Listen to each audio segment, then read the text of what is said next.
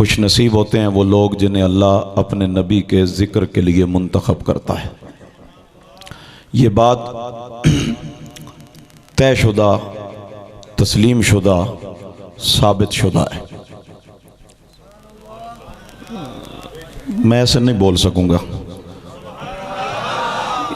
ये बात तयशुदा, तस्लीम शुदा, साबित शुदा है कि मीलाद सजाने वाले बदनसीब नहीं होते, मीलाद में आने वाले भी बदनसीब नहीं होते, मीलाद सुनने वाले भी बदनसीब नहीं होते, और मीलाद सुनाने वाले भी बदनसीब नहीं होते।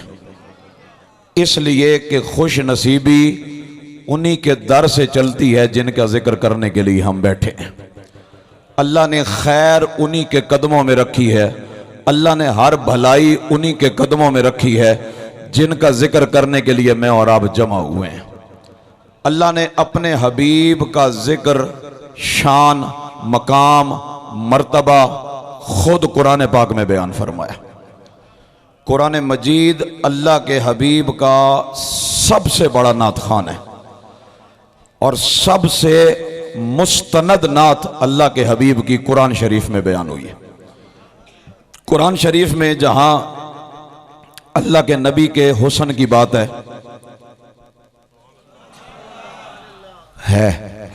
कुरान शरीफ में जहां अल्लाह के नबी के मकाम और मर्तबे की बात है, जहां अल्लाह के रसूल के इख्तियारात की बात है, जहां अल्लाह के हबीब के शहर पाक की बात है, जहां रसूलुल्लाह के मुबारक ज़माने की बात है, वहां रसूलुल्लाह के मुबारक घराने की बात है, वहां मेरे नबी के जन्नती सहाबा की बात है। बल्कि जिस मट्टी पर अल्लाह के हबीब ने कदम रखा उसका जिक्र भी कुरान में। बल्कि इससे भी आगे की बात करूं, जिस घोड़े पर मेरे नबी के सहाबा बैठे उस घोड़े के कदम जिस मट्टी पर लगे उसकी कसम भी कुरान में। लेकिन इन सारी बातों के साथ साथ अल्लाह ने नबी का हुस्न भी बयान किया, जमाना भी बताया, सीरत भी बताई, नबी का किरदार भी बताया, अपने नबी के चेहरे के हुस्न को भी बताया, जुल्फों की खूबसूरती को भी बताया, लेकिन किरदार की अजमत को भी बताया। मिलाद शरीफ की महाफिल इस बात का तकाजा करती हैं कि अगर मिलाद शरीफ के सबूत पर दलाइल दिए जाएं तो देने चाहिए, मिलाद शरीफ की अजमत को बयान किया जाए तो करना चाहिए, लेकिन इसके साथ साथ आने वाले लोगों को मिलाद वाले नबी का किरदार भी बताना चाहिए।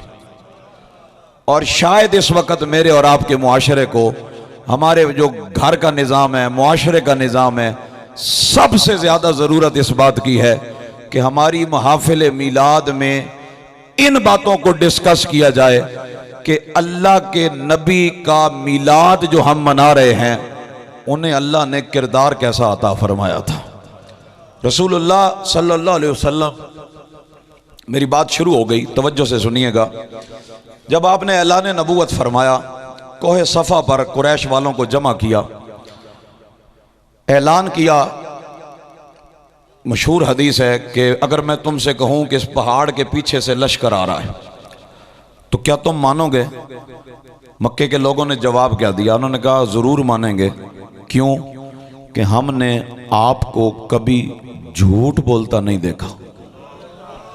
नहीं, आज तो सुभान अल्लाह कहना, हमने आपको कभी झूठ बोलता नहीं देखा। रसूलुल्लाह सल्लल्लाहु अलैहि वसल्लम ने फरमाया, फिर अल्लाह को एक मानो, कामयाब हो जाओगे। मैं अल्लाह का रसूल हूं, मुझे अल्लाह का रसूल मानो।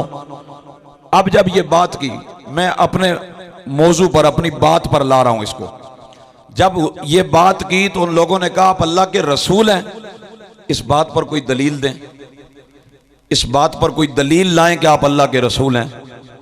तो ये पहली डिमांड है, ये पहली दफा मुतालबा है। बाद में हुजूर ने मौजज़ात भी दिखाए, इसी नबी से चांद भी टुकड़े हुआ, इन्हीं के हाथों पे डूबा सूरज भी पलटा, इन्हीं के हाथों से पानी के चश्मे जारी हुए, इन्हीं के आगे आके दरख्तों ने सजदे किए, इन्हीं की बारगाह में पत्थरों ने सलाम किए, इन्हीं के इशारे पर अबू जाल की मुट्ठी में कंकरियों ने कलमा पढ़ा। लेकिन आज पहले दिन जब काफिर ये कह रहे हैं कि अल्लाह का नबी होने पर और अल्लाह की वहदानियत पर कोई दलील दें, तो सुनो मिलाद मनाने वालों, अल्लाह के नबी दलील क्या दे रहे हैं। फरमाया मक्के वालों, मैंने जिंदगी के 40 साल तुम्हारे दरमियान गुजारे हैं, 40 साल तुम्हारे बीच गुजारे हैं।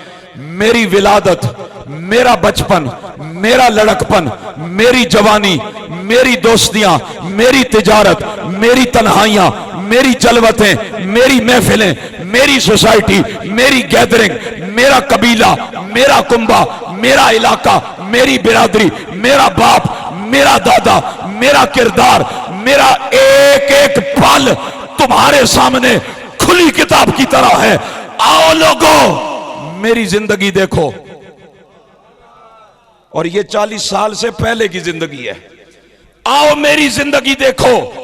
अगर इसमें एक लम्हे का झोल नजर आ जाए, ये बहुत बड़ा चैलेंज था, एक लम्हे का झोल नजर आ जाए। ये हुजूर बता रहे थे कि तबलीग असल किरदार से है। अगर एक लम्हे का झोल नजर आ जाए तो रब को न मानना, लेकिन अगर मुझे देखो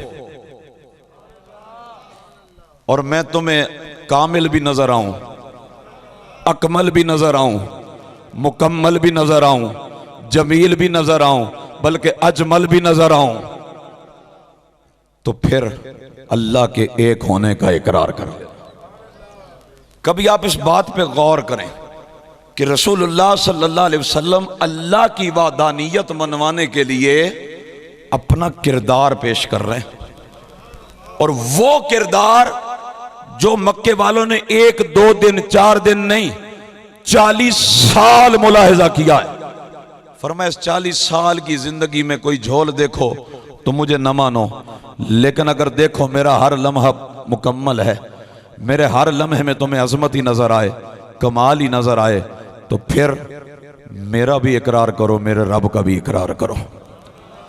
तो ये एक पैगाम है कि एक मिलादी को हुजूर का मिलाद मनाने के साथ साथ अपने किरदार पे भी नजर रखनी चाहिए कि इसका किरदार कहीं, मैं रसूलुल्लाह के लिए नहीं कह रहा, लेकिन इश्क रसूल के लिए ताना ना बने। कोई ये ना कहे कि नबी पाक के आशिकों का किरदार ऐसा होता है। ये मुझे और आपको सोचना चाहिए। इशफाक अहमद ने एक वाकया लिखा है अपनी किताब में। वो कहता औरंगजेब आलमगीर के दरबार में एक बहरूपिया आ गया। बहरूपिया ये जो लोग ओलिया बदल के लोगों में, ये इनका बिजनेस होता है, कारोबार होता है। तो उसने कहा जी मैं बहुत जबरदस्त बहरूपिया हूं और मैं रूप बदल के आऊंगा, अगर आप मुझे ना पहचाने तो आप मुझे इनाम देंगे या नहीं देंगे? कहा दूंगा। कहा क्या इनाम देंगे? बादशाह ने कहा अगर मैं तुम्हें ना पहचान सका तो मैं तुम्हें 50 रुपए इनाम दूंगा। ये उस जमाने में 50 रुपए बहुत बड़ी रकम, 50 रुपए इनाम दूंगा। वो शख्स चला गया। उसने मालूमात की किसी इलाके पर औरंगजेब आलमगीर हर साल हमला करता है लेकिन फतह नहीं होती। तो वो वहां जाकर उस इलाके में एक साल पहले ही एक दरवेश का रूप धार के बैठ गया। जब बादशाह वहां पहुंचा, हस्बे आदत हमला किया, नाकाम हो गया। अच्छा, उसने ना रूप जो धारा तो मशहूर कैसे हुआ कि वो किसी से कुछ लेता नहीं था। कोई आए दे, कहता था ले जाओ, मैं नहीं लेता। तो यूं करके उसकी शोहरत हो गई। जब बादशाह ने हमला किया, नाकाम हो गया, तो उस इलाके के किसी बंदे ने मशवरा दिया कि जी हमारे इलाके में एक बड़ा नेक बंदा आया है और वो किसी से लेता देता कुछ नहीं है, बस अल्लाह की याद में लगा रहता है। आप जाकर उससे दुआ करवाएं, अगर वो दुआ कर दे तो आपको फतह हो जाएगी। ये है वो बहरूपिया है, अब याद रखिएगा। बादशाह उसके पास गया, कहा बाबा जी, पहचान ना सका। कहा बाबा जी मैं हमला करता हूं इस्लाम की फतह के लिए, फतह नहीं होती। उसने वैसे ही अपने पास से कहा, उसने कहा कल जोहर की नमाज पढ़ के हमला करना, फतह हो जाएगी। बादशाह ने जोहर की नमाज पढ़ के हमला किया, फतह हो गई। अब जो फतह हुई ना वो वापस आया बादशाह, और आकर इसको कहता है मैं बादशाह वक्त हूं और मैं खुशी में आपको ऑफर दे रहा हूं, आप जो मांगे मैं आपको दे दूंगा, जो लेना चाहे मैं दे दूंगा। उसने कहा मैं तो कुछ नहीं लेता, तुम्हें लोगों ने बताया नहीं, मैं तो कुछ नहीं लेता, जाओ चले जाओ। बादशाह चला गया। कुछ दिनों के बाद ये उसी होलिये में उसी फकीर वाले रूप में बादशाह के दरबार में जा पहुंचा। बादशाह ने जब इसे देखा तख्त से उठ गया और उठकर इस्तकबाल किया, गले मिला और कहा आप तशरीफ लाए, आप क्यों तशरीफ लाए, मुझे हुक्म देते मैं आ जाता। उसने कहा कुछ उधार रहता था, उधार लेने आया हूं। कहा मेरी तरफ उधार? कहां 50 रुपए देने थे आपने मेरे। बादशाह ने कहा मैं समझा नहीं। उसने कहा मैं वही बहरूपिया हूं, आप मुझे नहीं पहचान सके, आप मेरे पास आए थे तो लिहाजा मैं शर्त जीत गया, मेरे 50 रुपए मुझे दे दें। अब ये जो मैंने ये वाकया क्यों सुनाया सुनिए। बादशाह ने कहा मैं 50 रुपए तुम्हें दे देता हूं, मुझे एक बात का जवाब दो, जब मैंने तुम्हें वहां ऑफर दी थी कि जो लेना चाहो ले लो, ये 1.50 क्या है, तुम मेरे से सारी सल्तनत ही मांग लेते, तुम मेरे से हीरे जवाहरात के खजाने मांगते मैं दे देता, वहां क्यों नहीं लिया और यहां क्यों लेने आ गए हो। उसने कहा देखो ये तो मेरी मजदूरी है, ये तो मेरा आपसे तय था, मैंने लेना है, वहां इसलिए नहीं लिया, मैं तो हूं बहरूपिया, मैंने आज एक रूप में हूं कल दूसरे रूप में हूं, लेकिन मैंने जिन लोगों का रूप धारा हुआ था, मैंने जिन लोगों का हुलिया बनाया हुआ था, अगर मैं ले लेता तो उन पे दाग लग जाता, उन पे दाग लग जाता, उनका किरदार डैमेज हो जाता, लोग मुझसे नहीं उनसे बदजन होते और कहते ये सारे ऐसे होते हैं, इसलिए उनका किरदार सलामत रहे, उनकी अजमत बची रहे, उनकी इज्जत पे हर्फ ना आए, उनकी इज्जत की सफेद चादर दागदार ना हो, मैंने तुझसे कुछ भी नहीं लिया। ये वाकया लिखकर इशफाक अहमद ने कहा हर मुसलमान गौर करे, हमने भी किसी का रूप धारा हुआ है ना, अगरचे हम वैसे नहीं हैं, लेकिन ये रूप तो किसी का है, ये नाम तो किसी का है, ये टाइटल तो किसी का लगा हुआ है, और अब अगर झोल मेरे और आपके अंदर है, कमी मेरे और आपके अंदर है, खराबी मेरे और आपके अंदर है, तो वो बात एतराज उंगली उठाने वाला इधर नहीं उठाता, कहीं और उठाता है। इसलिए ये बात जरूरी है और ये हकीकत है कि आज महफिल मीलाद में बयान गुफ्तगू लोगों की फरमाइश पर न की जाए, लोगों की जरूरत पर की जाए। आने वाला इसलिए गुफ्तगू करे कि लोगों की फरमाइश क्या है, लोग क्या पसंद करते हैं, तो फिर बिगाड़ बढ़ता चला जाएगा। लेकिन जब ये ज़हन हो कि लोगों की जरूरत क्या है, और इस वक्त जरूरत यह है कि लोगों को यह बात बताई जाए कि लोगों मेरे नबी का हुस्न भी बेमिसाल है, लेकिन मेरे नबी की ज़ात भी बेमिसाल है, मेरे नबी की विलादत भी बेमिसाल है, लेकिन मेरे नबी का किरदार भी बेमिसाल है। देखें तौरात शरीफ के अंदर है एक ही रिवायत, और एक रिवायत इसके बाद मैंने और पढ़नी है, इतना बयान किया जाए जितना आपको याद रह जाए, ठीक है ना, जितना याद रह जाए।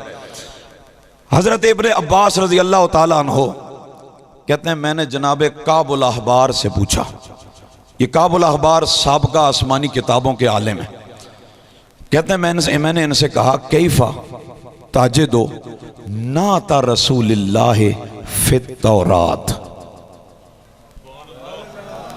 इब्ने अब्बास कहते हैं मैंने कहा काबुल अहबार ये बताओ तौरात शरीफ में नबी पाक की नात कैसे लिखी हुई थी। सवाल पे गौर करें, ये सवाल नहीं किया कि लिखी हुई थी या नहीं थी, यानी ये झगड़ा नहीं था कि पहले जिक्र था या नहीं था, सवाल ये था, ये तो हमें पता है, इब्ने अब्बास का सवाल ये बता रहा है, ये तो हमें पता है कि तौरात हो या इंजील हो, ज़बूर हो या कुरान हो, सहीफ़ा इब्राहीम हो या सहीफ़ा सुलेमान हो, चूंकि ये सारे कलाम है रब के और मेरा नबी हबीब है रब का, रब का कलाम हो और रब के हबीब की बात ना हो, ये कैसे हो सकता है? ये तो तय है कि चाहे तौरात हो, चाहे ज़बूर हो, चाहे इंजील हो, चाहे कुरान हो, अल्लाह का कलाम जहां भी है वहां मेरे नबी की नात भी है। सिर्फ यह बात है कि हमारा दिल यह चाहता है कि इस जमाने की नातें तो हम सुन रहे हैं, काबुल अखबार हमें उस जमाने की नात भी सुनाओ। उस जमाने में तौरात में अल्लाह ने मेरे नबी की नात कैसे उतारी थी तो सुने। हाँ जी, वो दर्जन डबियां वाली भी नात होती है, वो बेला अंगूर दियां भी नात होती है, लेकिन खुदा की कसम है ये भी नात है। और ये वो नात है जो अल्लाह का कलाम है। नहीं आस्ता सुभान अल्लाह कहें, कोई बात नहीं। ये वो नात है जो अल्लाह का कलाम है, तौरात शरीफ में उतारा गया है। जनाब काबुल अखबार कहते हैं नाजिदो नाता रसूलिल्लाह फित तौरात। ये नात का लफ्ज है। वो जो आज आपसे पूछता है कि ये नात बरेलवियों ने घड़ी है, मैंने कहा तौरात में तो बरेलवी नहीं लिख के आए, वो तो हमने नहीं लिखी। कहा नहीं, वो तो अल्लाह ने उतारा, वो तो अल्लाह का कलाम है। मैंने कहा फिर बरेलवी अपने मुकद्दर पे नाज न करे। मेरे इमाम अपना तारुफ कैसे कराते हैं? फरमाते हैं है बुलबुल रंगी रजा या तूती है नगमा सरा, हक ये के वासिफ है तेरा ये भी नहीं वो भी नहीं। फरमाया सुनो, हम तौरात खोलते थे, उसमें हुजूर की नात पाते थे। क्या पाते थे? सुनो वो लफ्ज, कहते हैं तौरात शरीफ में लिखा था, अल्लाह फरमाता है मुहम्मदुर रसूलुल्लाह अब्दियल मुख्तार वला फज़्न वला गलीज़न वला सखाबिन फिल अस्वाक वला यजज़ी बिस्सय्यअति अस्सय्यअता वलाकिन याफू व यग़फिरु व मौलिदुहु बिमक्का व हिजरतुहु बिताबता व मुल्कुहु बिश्शाम व उम्मतुहु हम्मादूना यहमदूना बिस्सर्रा वद्दर्रा। नात पढ़िए जी, नात पढ़िए। देखें, कहते हैं तौरात शरीफ में लिखा था, अल्लाह फरमाता है मोहम्मद अल्लाह के रसूल हैं। मोहम्मद, ये सिर्फ इसी पर बात कर लें, ये मोहम्मद ही हुजूर की नात है।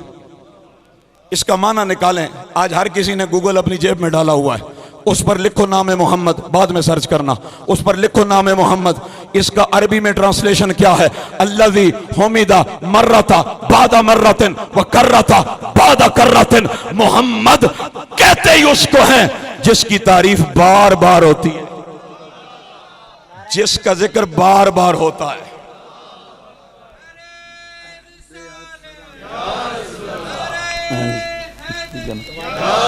हाँ,